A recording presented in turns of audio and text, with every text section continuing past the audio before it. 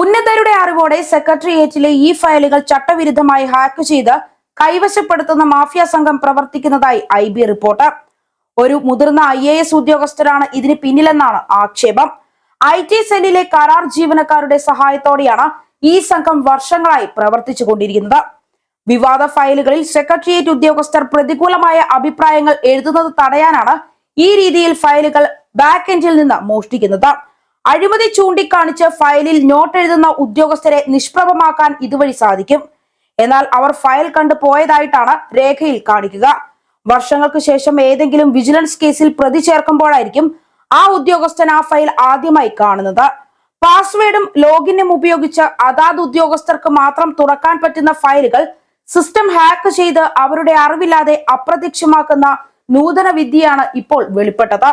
നൂറുകണക്കിന് ഫയലുകൾ ഇത്തരത്തിൽ അപ്രത്യക്ഷമായിരിക്കാമെന്നാണ് കണക്കുകൾ പറയുന്നത്.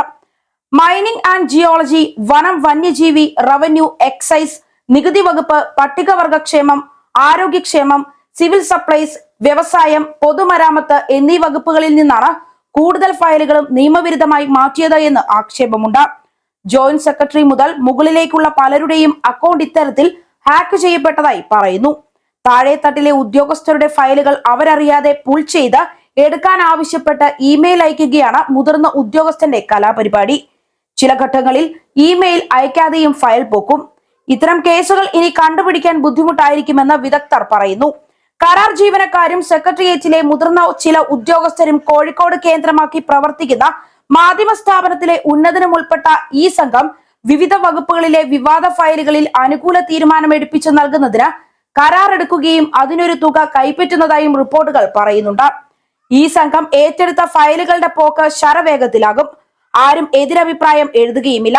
വിവിധ വകുപ്പുകളിൽ വിജിലൻസ് അന്വേഷണം ശുപാർശ ചെയ്ത ഫയലുകളും ഇതിൽ ഉൾപ്പെടുന്നുണ്ട്. നീണ്ട അവധിയിൽ പ്രവേശിക്കുന്നവരുടെയും സ്ഥലം മാറി പോകുന്നവരുടെയും ഫയലുകളാണ് യഥാർത്ഥത്തിൽ ബാക്കൻഡ് വഴി കൈമാറാൻ അനുവാദമുള്ളത്. ഓരോ ഉദ്യോഗസ്ഥനും പാസ്വേഡ് ഉള്ള അക്കൗണ്ട് ആയതിനാൽ IT നിയമപ്രകാരം അയാളെയും അറിയിച്ചാണ് ഫയൽ കൈമാറ്റം ചെയ്യാറ്. റിമാർക്സ് കോളത്തിൽ ഫയൽ പുൾ ചെയ്യാനുണ്ടായ അടിയന്തര കാരണം സൂചിപ്പിക്കണമെന്നാണ് ചട്ടം. ഉദ്യോഗസ്ഥൻ പ്രസവാവധിയിലാണ് എന്ന കാരണം റിമാർക്സ് കോളത്തിൽ സൂചിപ്പിച്ച ഫയൽ പുൾ ചെയ്ത സംഭവം അടുത്തിടെ ഉണ്ടായിരുന്നു. ആണുദ്യോഗസ്ഥനായ താൻ പ്രസവാവധിയിലോ എന്ന കാരണം കണ്ട് ഉദ്യോഗസ്ഥൻ ഞെട്ടുകയും ചെയ്തു. ആരും അറിയാതെ ഫയൽ പുൾ ചെയ്യുന്ന ഉന്നത ഉദ്യോഗസ്ഥൻ തന്റെ ചുമതലയില്ലാത്ത പല വകുപ്പുകളിലും ഇടപെടുന്നതായി ചീഫ് സെക്രട്ടറിക്ക് മുമ്പും പരാതി ലഭിച്ചിട്ടുള്ളതാണ്. തൽക്കാലം കുറ്റം IT സെല്ലിന്റെ കരാറുകാരന്റെ തലയിൽ ചാർത്തി ഉന്നതൻ രക്ഷപ്പെടുമെന്നാണ് സൂചനകൾ. എന്നാൽ ഫയലുകൾ പുൾ ചെയ്യാൻ ആവശ്യപ്പെട്ട അയച്ച എല്ലാ മെയിലുകളും ഈ ഉന്നതന്റേത് തന്നെയാണ്. പാസ്വേഡ് വെച്ച് സുരക്ഷിതമാക്കിയ അക്കൗണ്ടിൽ അതിന്റെ ഉടമയുടെ അറിവില്ലാതെ പ്രവേശിക്കുന്നതോ ഡാറ്റ കൈവശപ്പെടുത്തുന്നതോ IT ആക്ട് സെക്ഷൻ 43 പ്രകാരം ഗുരുതരമായ കുറ്റമാണ്. എത്ര വലിയ മേലുദ്യോഗസ്ഥനായാലും നിയമപ്രകാരം ഫയലുകൾ ഇത്തരത്തിൽ കൈവശപ്പെടുത്തുവാൻ സാധിക്കുന്നതല്ല. ജാമ്യമില്ലാത്ത അറസ്റ്റും 3 വർഷം വരെ തടവും 3 ലക്ഷം മുതൽ 1 കോടി രൂപ വരെ പിഴയും ഈടാക്കാവുന്ന കുറ്റമാണ് വർഷങ്ങളായി സെക്രട്ടേറിയറ്റിൽ നടന്നുകൊണ്ടിരിക്കുന്നത്.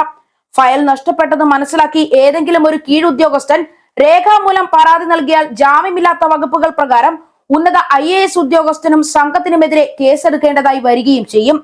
സെക്രട്ടേറിയറ്റിലെ 99% ഫയലുകളും ഈ ഓഫീസ് വഴിയാണ് ചെയ്യുന്നത്. സോഫ്റ്റ്വെയർ തകരാറാണ് ഇതിന്റെ പിന്നിലെന്നാണ് സംശയ നിഴലിലുള്ള മുതിർന്ന ഉദ്യോഗസ്ഥന്റെ വാദം.